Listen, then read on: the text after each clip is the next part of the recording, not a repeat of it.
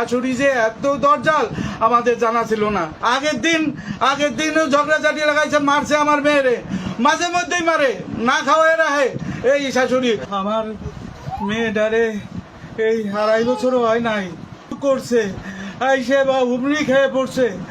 এই মেয়েরে নেওয়ার জন্য আমি মেয়েরে বিয়ে দিব না। আমার নাই অর্থ করি, আমার নাই কত সমস্যার ভিতরে আমার এই মেয়েটারে বিয়ে দেই। এই ছেলের সাথে এই ছেলে আমার এই মেয়ে ছাড়া বিয়ে করবে না।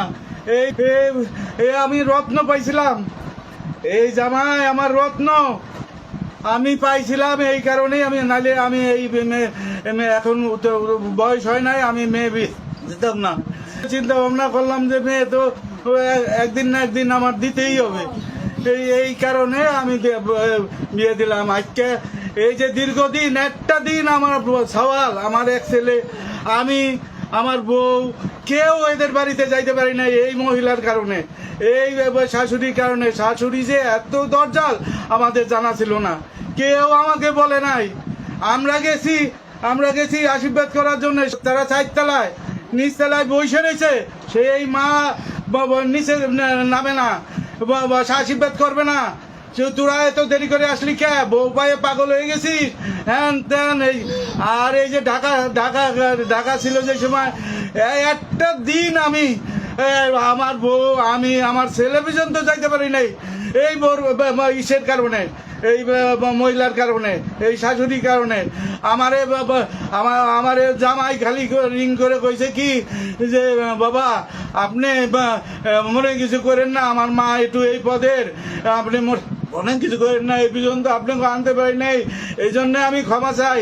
আমার জামাই যে রত্নের টুকরা, মাঝে মধ্যে আমার রিং দিয়ে বাবা কেমন আছেন, আপনার শরীরের অবস্থা কি, আপনার ওষুধপাতি ঠিক মতো খান না খান, কি করেন না করেন, কোনো কিছু লাগবে, না রে বাবা তোরা ভালো থাক, আমি ভালো থাকবো। তোরা ভালো না থাকলে আমি তো মরাতা, আমার তো ব্রেন স্ট্রোকের রুগী, আমি যে কোনো টাইমে মরে যেতে পারি, আমার কর্ম নাই, আমি কর্ম করতে পারি, কোন রকম ডাইল ভাত খাইয়ে বাবা আসতেছি। এই জামাই যেদিনকে মারা গেল সেদিনকেও ওই সকালবেলা রিং করে বলে বাবা মা ভুনমুনি রে নিয়ে যান, ওই সুস্মিতারে নিয়ে যান, ও কিছুদিন আপনাকে ওই জায়গা থেকে আসুক, আমি অফিসে যাই, ওই অফিসে যাই এই ঘটনা ঘটাইছে।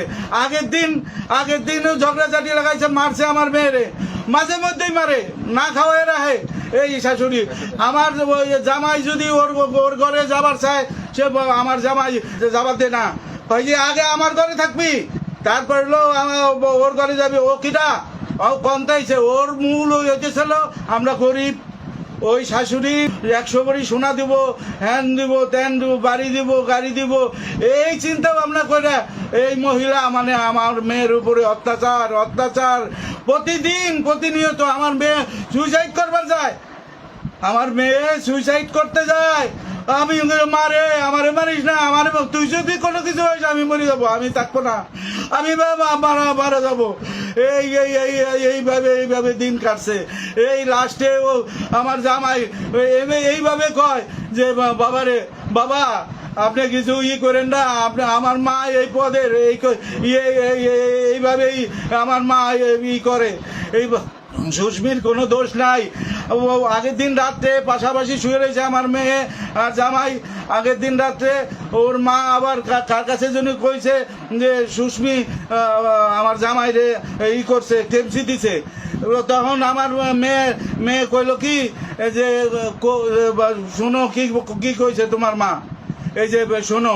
তারপর জামাই কইল কি না বাবা আমি এরকম করি নেই, আমি আমার সুস্মিতা আমার গায়ে তো হাতই দেয় না, ও যে আমার কিভাবে রাখে। ওদের বাড়িতে একদিনের জন্য যাই না বিয়ে, এই যে 2.5 বছর ধরে বিয়ে হয়েছে, একটা দিন কেউ বলতে পারবে আমরা গেছি, কেউ বলতে পারবে না আমাকে যাবার দেয় নাই।